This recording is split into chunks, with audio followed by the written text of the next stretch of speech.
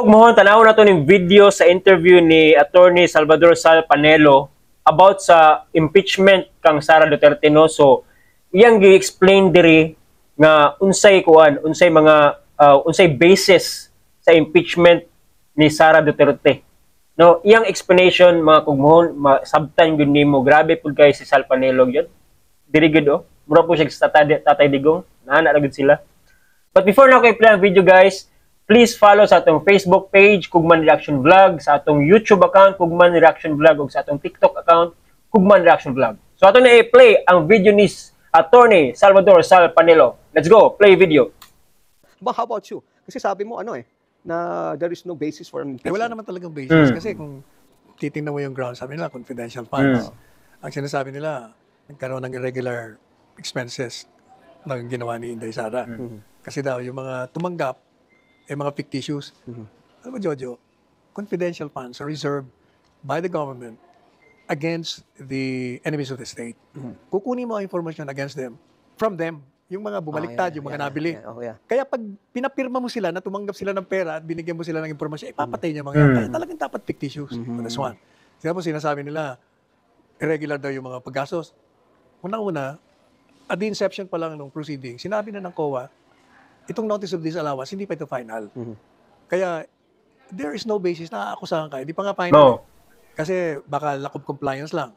Pero meron na nga latest, di ba? Na sinabing regular ang expenditures ng Office of the Vice President sa Secretary of Education at the time. So, ibig sabihin, anong basis mo? So, wala na yun. Pangalawa, sabi nila, may attempt to assassinate the President. Kalokohan yun Yung pagbabantang yun na sinasabi, hindi naman pagbabantay yun Ano ba talaga nangyari doon? Nung sinabi niyang, kasi tinatanong siya ng reporter, Ma'am, paano ang security nyo? Kasi nga, di ba may, matagal niya na sinasabi na may security threat. Threat against her life. Hindi rin siya pinapansin. And then, bigla na lang nagkaroon ng, inilarawan siyang unfit as a public official, inihiya siya dun sa congressional hearing, and then, inisa-isa na si Presidente Duterte, si Kibuloy, sunod-sunod. Pagkatapos, hindi pa man pinapalang impeachment, matagal na nila sinasabi magpa-file. Marami, makikita mo no, na talagang merong diretsong goal na siraan siya. Kaya sabi niya, from the very beginning, alam ko na naman to, kaya yung ginagawa nila sa akin, handa ako. O kaya, nung sinabi niya yon na, nung tinatanong yung security niya, nakita niya ngayon yung mga nakaraan, kung paano siya talagang gustong sirain at tumugin. Kaya sabi niya, huwag ka mag-alala. Sabi niya sa reporter, may kinausap na ako na pag ako napatay dito, itong run after them, patayin nyo. O ang tanong ngayon, nasaan ang pagbabanta ron? Kasi, as I've repeatedly said, that's conditional.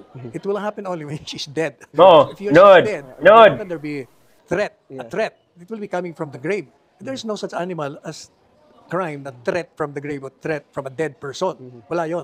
Ang pwede pa mag-apply dyan, yung, under Article 8 of the Revised Penal Code, may sinasabi doon ng conspiracy and proposal to commit a crime or a felony. Tapos, in the second and third paragraph, sinasabi, ano ba yung conspiracy?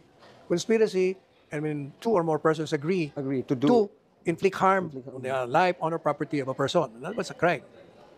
Ano naman yung proposal? Proposal is when you suggest or offer to another to commit a crime. Yung dalawang yon will only be a crime, yung conspiracy and proposal, on crimes that the law gives a penalty. Ano yun? Conspiracy and proposal to commit sedition, treason, rebellion or insurrection, and coup d'etat. Outside of that, a conspiracy and proposal to commit murder, which, kung titingnan mo, parang dun lumabas yun. It's a conspiracy to commit murder, di ba? Hindi crime yun So if it's not a threat, it's not even a crime. No. O paano pasok? Sasabihin nila, kasi sabi ni Inday Sara, puputulin niya raw ang ulo ni, di ba, nagsaya siya gano'n? Ang problema sa inyo, hindi niyo alam kung anong hyperbole o kung nagbibiro. So you're saying this is all rhetorics? Kasi tingnan mo Jojo, pag tayong dalawa, pag nagkaasaran tayo, alam mo, nag-iinuman na nag-aasar, meron kang sinabi na nabuwisit ako, sabihin ko, putulin ko kaya ulo mo. Di ba, yun ang mga salitang ano yun Bakit niya sinabi yun? Nag-react siya nung humihingi yung sundalo ng watch ng Presidente, na dating ginagawa naman ni Presidente Duterte. Parang napahiya. Kaya sa sarili niya, putulin ko kaya ulo nito. Ganun lang, wala yun. How can that even be an impeachable ground? Tapos sasabihin nila, unexplained wealth. Nasaan? Wala naman sinasabing Paano nagkaroon ng unexplained wealth si Sara? So yun yung mga Political lahat yan, conditions. Jojo. Ano?